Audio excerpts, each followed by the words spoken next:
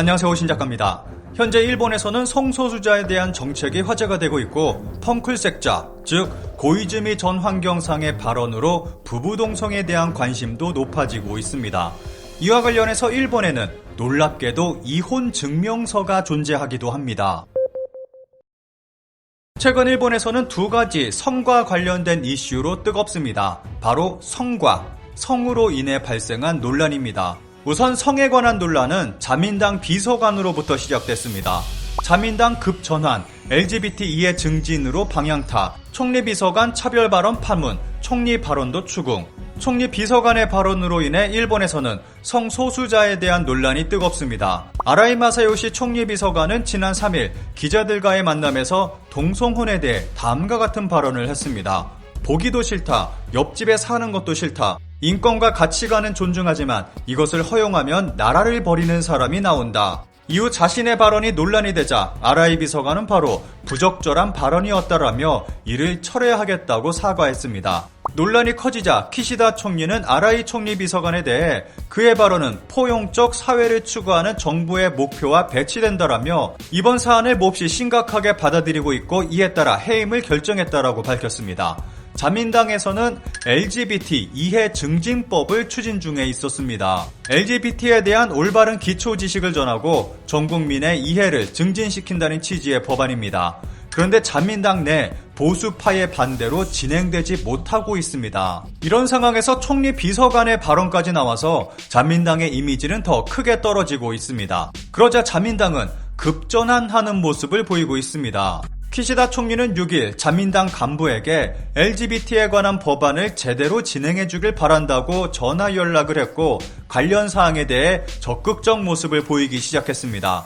그런데 이런 모습은 자민당의 이미지를 위한 쇼다, 곧 있을 지방선거를 의식해서다 등의 비판을 받고 있습니다.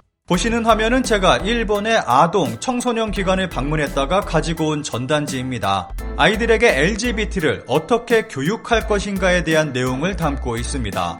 일본은 이미 사회적으로 LGBT에 대해 어느 정도 받아들이고 있다는 것을 알 수 있습니다. 그리고 아이들을 위한 LGBT 상담센터까지 운영하고 있습니다. 이러한 부분에서 일본은 굉장히 진보적인 나라라는 생각이 듭니다. 관련 기사에는 자민당에 대한 비판 댓글로만 채워지고 있습니다. LGBT 이해 증진 법안 제정 움직임이 나온 계기가 키시다 총리의 동성혼을 허용하면 사회가 바뀐다라는 발언에 대한 반발이었습니다. 미국에서는 2015년 오버거펠 판결에 따라 동성혼이 이미 전역에서 인정되었습니다. 이 판결은 평등권을 중시하는 관점에서 동성애자에 대한 차별을 부정한 것입니다. 내각 지지율에 미치는 영향, 통일 지방선거에 대한 우려, G7 회의에서의 입장 등 외부 요인 때문에 방향을 바꾼다면 외부 요인의 변화에 의해 다시 방침을 전환할 가능성이 있다. 그런 엉거주춤한 자세를 토의해서 결정할 얘기는 아닐 것이다. 비서관의 발언은 언어 도단이라고 생각하지만 그 비판의 고조에는 감정적 반응도 적지 않아서 다시 한번 냉정하게 논의의 장을 정비할 필요가 있다고 생각한다. 이 가운데 펑클색자로 유명한 고이즈미 전 환경상이 입을 열어 화제가 되고 있습니다. 고이즈미 신이치로 씨 선택적 부부 별성 인정하면 자민당은 길이 열린다. 차별 발언한 전 총리 비서관 비판도. 이번 LGBT 관련 논란에 대해 고이즈미 전 환경상의 발언이 주목받고 있습니다. 고이즈미 전 환경상은 LGBT 등 성소수자와 동성혼을 둘러싼 총리 비서관의 차별 발언과 다양성에 대한 키시다 내각의 자세가 새로운 논란이 되는 것을 언급하며 한 사람 한 사람이 행복한 삶을 살 수 있는 선택지가 있는 사회를 만들어가는 자민당이어야 한다라는 발언을 했습니다. 고이즈미 씨는 차별 발언을 한 아라이 전 총리 비서관에 대해 다양한 가치관, 삶의 방식을 부정하는 발상이다 라고 비판했고 지금이야말로 한 사람 한 사람이 행복하게 살기 위한 다양한 선택사항이 있는 사회를 실현해야 한다 라며 위기의식을 느낀다고 전했습니다. 키시다 총리가 내건 저출생 대책에 대해서는 환경상이었던 당시 육아휴직을 한 경험을 이야기하며 육아정책이 국정의 중심 과제가 됐다라고 평가하는 한편 다양한 선택사항이 있는 사회로 바뀌는 차원이 다른 정책을 자민당이 실행해야 한다라며 자민당의 변화를 요구하기도 했습니다. 여기에 더해 자민당이 해결하지 못한 선택적 부부별성 제도 도입을 내걸어야 한다라며 부부별성 제도에 대해서도 언급했습니다. 고이즈미 씨는 젠더 격차를 상징하는 선택적 부부 별성은 당내 일부에서 반대론이 뿌리 깊다며 국민의 다양한 가치관, 삶의 방식을 뒷받침하는 정당으로 변하지 않으면 안 된다. 다양성을 둘러싼 상징적 주제인 선택적 부부 별성을 인정하는 결정을 하면 자민당은 길이 열릴 것이라 생각한다 라며 자민당 내 보수파를 겨냥한 발언을 하기도 했습니다. 고이즈미 씨의 발언으로 부부동성에 대한 문제가 다시 화제가 되고 있습니다. 일본의 부부동성은 많은 문제를 안고 있고 일본에서 사회 문제가 되고 있습니다. 일본은 메이지 유신과 함께 많은 것을 서구화했습니다. 그중 하나 부부동성 제도도 있습니다. 따라서 현재 일본의 부부동성 제도는 일본 전통 문화가 아닌 것입니다.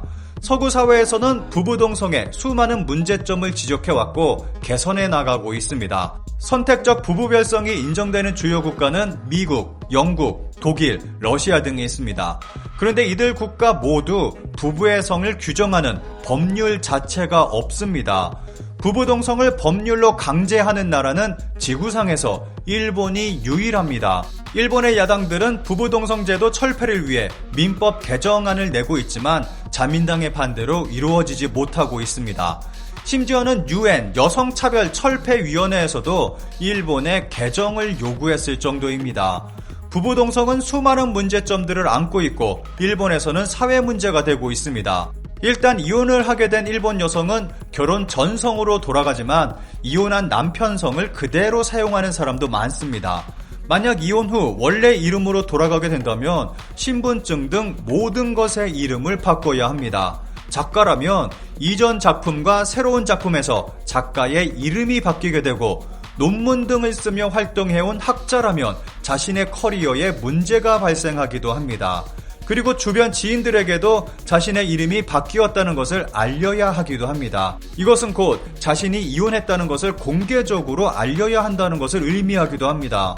개인적으로 이러한 문제로 고민하는 일본인 지인들을 많이 봐와서 부부동성 제도가 얼마나 큰 문제를 안고 있는지 잘 알고 있습니다. 일본 국민 대다수는 선택적 부부 별성의 제도를 개선해야 한다는 것에 찬성하고 있습니다. 이러한 문제의 일부를 해결하기 위해 일본 정부는 2019년 11월부터 주민표, 마이너버 카드 등의 결혼 전성과 결혼 후 성을 동시에 표기할 수 있도록 제도를 개선했습니다. 이렇게 두 개의 성을 병기하는 구성 병기의 편리한 점은 각종 계약이나 은행 계좌 명의로 예전 성이 사용됐을 때 증명에 이용할 수 있습니다. 그리고 취직, 이직 등 경제활동 시 본인 확인용으로도 사용이 가능합니다. 그런데 이렇게 신분증에 구성병기를 하게 되면서 또 다른 문제가 발생했습니다. 구성병기 신분증은 이혼했다는 것을 증명하는 이혼 증명증이 되면서 영원히 지울 수 없는 문신같이 남게 되기 때문입니다. 이런 주먹구구 방편보다 우선돼야 할 것이 부부동성을 폐지하는 근본적 대책일 것입니다. 그런데 일본 자민당은 성소수자 차별에 더해 전통조차도 아닌 부부동성을 지키기 위해 엉뚱한 정책만 펼치고 있습니다. 이런 일본 자민당의 모습을 보고 있으면 지금의 한국 정부를 되돌아보게 됩니다.